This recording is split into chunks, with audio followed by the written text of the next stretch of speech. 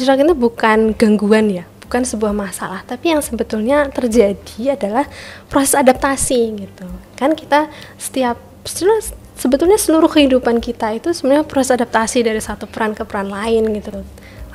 Proses adaptasi itu bagian dari kehidupan. Jadi you're not alone, orang lain juga merasakan hal yang sama, teman-teman maba juga melalui hal yang sama, tentu dengan pengalaman individu masing-masing, tapi bahwa semua itu mengalami hal ini, kita bisa saling mendukung.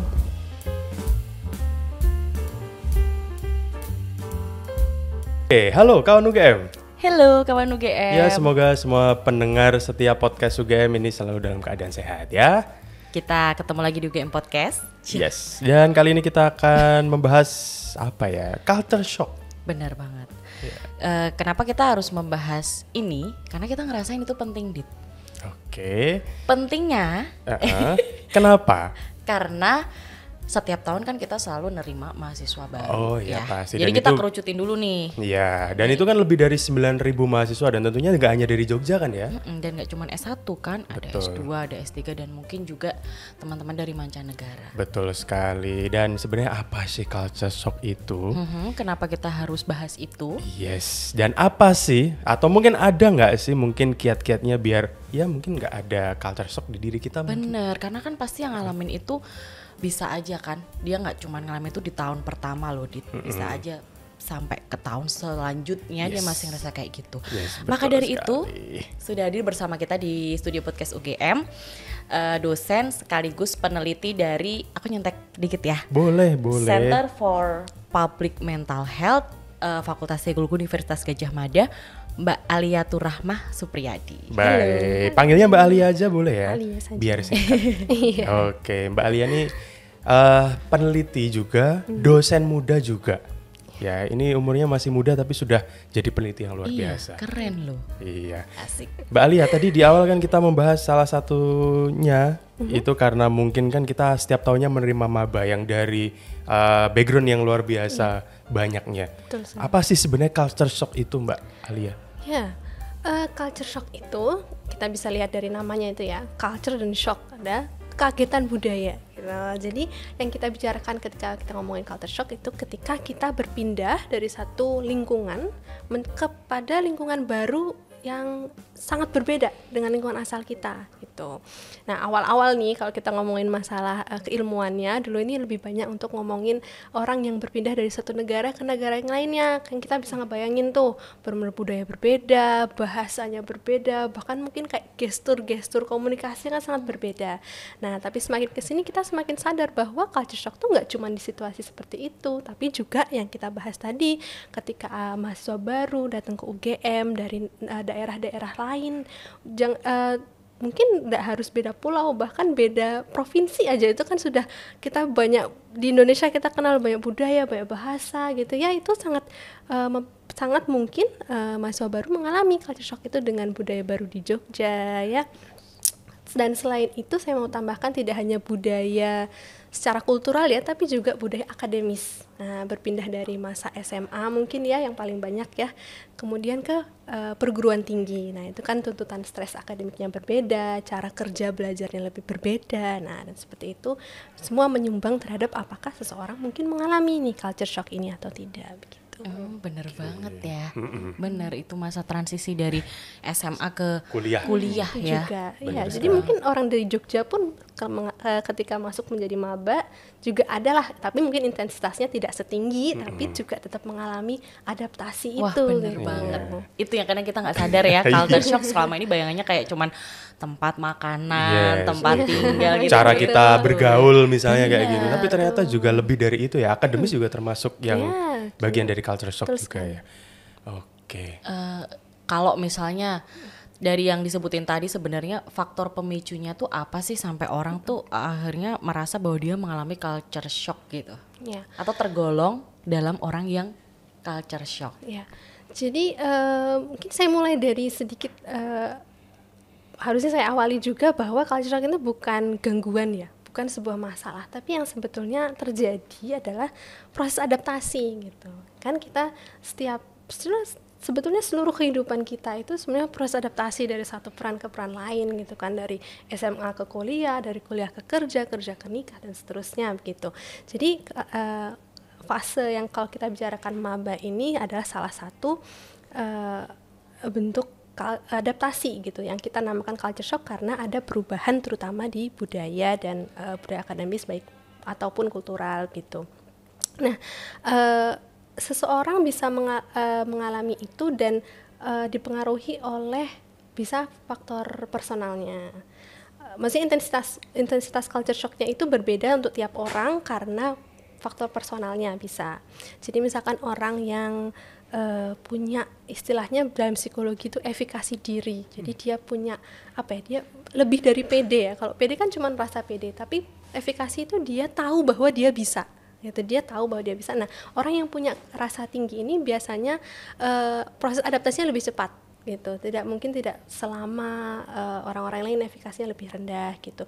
Terus juga orang yang punya keterampilan sosial lebih baik. Nah, itu mereka cenderung bisa gitu untuk beradaptasi dengan lebih cepat. Kemudian juga ada karakteristik seperti punya resiliensi itu namanya daya lenting gitu. Nah, itu juga berpengaruh. Tapi juga kita harus melihat situasi culture shock itu sendiri, seberapa beda sih lingkungan dia sebelumnya dengan lingkungan sekarang. Jadi kayak tadi misalkan dia dari Jogja pindah maba dari Jogja, dia beradaptasinya dengan lingkungan akademis. Mungkin orang yang dari Bali dia datang ke sini beradaptasi dengan kultur Jawa yang baru, bahasa, kemudian ditambah lagi dengan adaptasi akademis. Jadi itu yang semua berperan gitu, faktor-faktor itu dalam pengalaman experience culture shock itu sendiri. Berarti bisa dibilang sebenarnya culture shock tuh pasti akan terjadi dan dialami oleh kita, Mbak ya? Ya, hampir mungkin akan dialami. Kemudian yang menentukan adalah apakah kita mampu mengatasi itu dengan baik. Nah, kalau kita bisa mengatasi, artinya kita berkembang, kita belajar hal yang baru, ya kan? Kita belajar berkomunikasi, kita belajar membangun relasi dengan orang-orang baru, kita belajar mengatasi permasalahan yang baru. Tapi ketika memang tidak semudah itu, mungkin butuh waktu lebih lama, atau mungkin ya sayangnya jadi tidak produktif gitu karena terhambat dengan culture shock ini. Iya, benar. Iya sih. Ya itu istilahnya resiko juga yang mungkin harus ditanggung oleh peralihan itu kan juga pasti akan ada resikonya ya. Iya. Kayak saya dulu setelah kuliah pun juga kerja mungkin sedikit juga culture shock. Iya, pasti ya. Apalagi yang mahasiswa baru dari yang jauh-jauh di sana datang ke Jogja gitu kan pasti. Terus dari SMA ke kuliah tadi tuh jelas ngerasain banget ya kita bedanya gitu, kultur belajarnya, daya saingnya gitu-gitu kan. Oke. Itu ada tahapannya nggak sih sebenarnya? Kita bisa ngerasa culture shock itu sendiri? Sebenarnya kalau tahapan pastinya tidak ya, bagi tiap orang itu kembali ke faktor personalnya, terus ya situasinya seperti apa sangat bisa beda-beda. Cuman mungkin kita bisa observasi ya, mungkin untuk tahun-tahun pertama itu termasuk salah satu fase adaptasi yang paling berat gitu, terutama bagi maba gitu. Berarti observasi ya. Yang kita melihat sekitar kita. Iya sih benar, tapi aku setuju banget. Terus kalau misalnya nih kita berada di situasi yang kita tuh ngerasa harus adaptasi banget gitu sama situasi itu, tapi kemudian situasi di situ tidak mendukung adaptasi kita. Nah itu kita kira-kira gimana tuh kalau kondisi kayak gitu tuh? Tidak mendukung. Ya jadi kalau kita bicara apa sih yang harus dilakukan gitu ya ketika kita merasa mengalami culture shock ini, maka sebetulnya kita identifikasi sebenarnya apa sih masalah utama yang paling susah dialami, misalkan apakah itu masalah bahasa gitu. Kalau begitu ya kita berusaha untuk kita berusaha memahami bahasa itu lebih baik, bisa dengan membangun dengan teman misalkan teman dari Jogja yang bisa bahasa Jawa, tolong dong diajarin nih aku bahasa Jawa sehari-hari aja biar bisa ngobrol sama warung sebelah gitu. Ya, tapi jangan Jawa yang saru gitu. Iya, jangan yang sehari-hari yang bantu kita untuk berfungsi gitu. Kalau misalkan itu masalah akademik gitu ya, kita bisa tanya ke kakak kelas mungkin, Kak kalau seperti ini sebenarnya dosennya pengennya seperti apa gitu. Nah hal-hal itu bisa kita usahakan untuk bertanya gitu dan pelajari, memang literally belajar juga gitu. Oke, jadi gitu ya, kita harus terus berani untuk membuka diri. Dan aku kira tips ini juga bisa berguna untuk level apapun sih ya, nggak cuma maba ya gitu. Oke. Tapi juga ini makanya. Tapi kalau bicara soal apa ya, ada kata shock gitu, mungkin konotasinya mungkin kan negatif gitu Mbak. Apakah selamanya culture shock itu negatif atau sebenarnya tuh ada sisi positif yang bisa diambil dari ketika mungkin kita mengalami culture shock? Ya, jadi seperti tadi ya, bahwa sebenarnya culture shock itu proses adaptasi gitu. Dulu waktu pertama kali istilah ini muncul itu sebenarnya dari antropolog, dan memang dia konsepnya itu sesuatu yang negatif dan kita pasif gitu. Kita hanya nerima, oh lingkungan ini merasa kita berbeda, lingkungan ini merasa kita tidak pantas, tidak layak gitu. Tapi semakin kesini literatur itu semakin menunjukkan bahwa ini proses adaptasi gitu. Sehingga yang penting itu sisi positifnya adalah ketika kita bisa mengatasi culture shock ini, kita belajar skill yang baru, kita membangun relasi baru, kita berkembang dari ada fase ini. Nah, kalau tidak mampu mengatasi, maka ya itu akan berpengaruh terhadap perjalanan kehidupan kita selanjutnya. Gitu. Bener, iya sih, nambah temen, nambah pinter, ya kan, jadi kenal diri sendiri juga ya, mungkin dari proses adaptasi itu gitu. Ada proses pertumbuhan yang terjadi sebetulnya. Bener, setuju banget. Ya saya juga mungkin kalau mau cerita ya, saya di kantor ini tuh mungkin paling muda, itu pamernya kayak gitu ya. Nah kan itu juga salah satu yang berpengaruh juga ya Mbak, usia tuh juga bisa ya. Misalnya saya paling muda nih, dari mulai teman-teman saya yang mungkin lebih senior gitu ya, kan bingung mau masuk gitu kan, mau nggak mau kan harus adaptasi gitu. Konsepnya kan seperti itu ya Mbak. Iya betul sekali. Oke. Dan kamu berhasil melewatin itu ya? Ya alhamdulillah. Melalui pertumbuhan. Iya pertumbuhan, makanya saya sudah berbaur lah dengan semuanya. Tumbuh gitu. semuanya sih kayaknya. Betul. Aduh. Oke. Kalau masih lanjut ngomongin culture shock gitu, cara mengatasi atau tips mungkin bisa disebutin lagi deh buat kawan UGM yang akan masuk atau yang mungkin sedang mengalami situasi seperti itu. Ya, jadi mungkin yang pertama kalau dari saya, memang culture shock ini bagian dari kehidupan gitu. Proses adaptasi itu bagian dari kehidupan. Jadi you're not alone, orang lain juga merasakan hal yang sama, teman-teman maba juga melalui hal yang sama, tentu dengan pengalaman individu masing-masing, tapi bahwa semua itu mengalami hal ini, kita bisa saling mendukung. Coba cari teman-teman mungkin yang sedaerah gitu. Jangan eksklusifkan diri, tetapi cari dukungan dari mereka. Pelajari dari mereka apa yang kamu lakukan supaya bisa betah gitu, supaya bisa adaptasi seperti apa. Kita bertanya, aktif bertanya. Kayak tadi misalkan belajar tentang bahasa, belajar cara berkomunikasi yang appropriate ya dengan budaya itu seperti apa ekspektasi orang di sekitar kita, itu kita komunikasikan juga bagus gitu, tidak hanya observasi juga harus dilakukan. Artinya melihat orang, oh kalau bertemu dosen, kakak kelasnya seperti ini sikapnya, ya kita observasi, kita mengikuti seperti itu. Kemudian kalau dari saya, kalau misalkan mengalami masalah dan ini tidak selesai selama waktu yang lama dan mengganggu akademis teman-teman, maka carilah bantuan gitu. Jangan malu untuk mencari bantuan, dan UGM sendiri sudah banyak dukungan bagi teman-teman maba dari GMC, kemudian ada yang di fakultas masing-masing sudah ada psikolog. Tidak usah malu, datanglah kepada mereka di sana memang untuk membantu teman-teman gitu.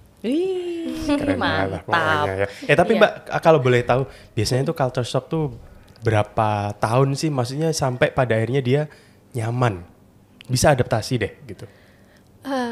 Tidak ada pastinya sih Mas ya. Oke, karena tergantung pribadi masing-masing. Pribadinya. Mungkin bagi teman-teman yang butuh lebih banyak waktu dan bantuan, mungkin bisa bertahun-tahun, tapi dengan regularly ketemu psikolog, mungkin dibantu sambil berjalan. Yang penting nanti fungsi sehari-harinya, prestasinya jalan, kuliahnya jalan, relasi sosialnya jalan. Nah, itu yang kita istilahnya target kita seperti itu. Yes, jadi kalau udah mengalami situasi seperti itu yang merasa udah mulai goyah ya semuanya, jangan sungkan untuk kawan UGM semuanya minta bantuan. Karena di UGM sendiri fasilitas untuk kesehatan mental sudah ada ya, dan sudah banyak. Jangan sampai yang tadi itu saya highlight, jangan sampai mengeksklusifkan diri.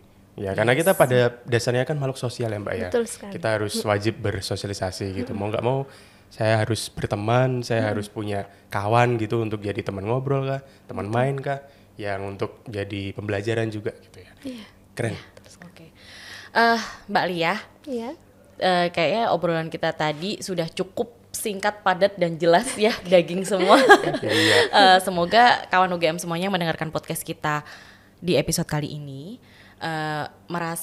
mampu untuk mendapatkan banyak manfaat, dan semoga podcast kita selalu impactful ya untuk siapapun yang mendengarkan. Betul sekali. Dan mungkin kawan UGM yang pengen lebih tahu lagi tentang produksi podcast kita, ya topik-topiknya kita sudah banyak sekali ya Mbak Astria.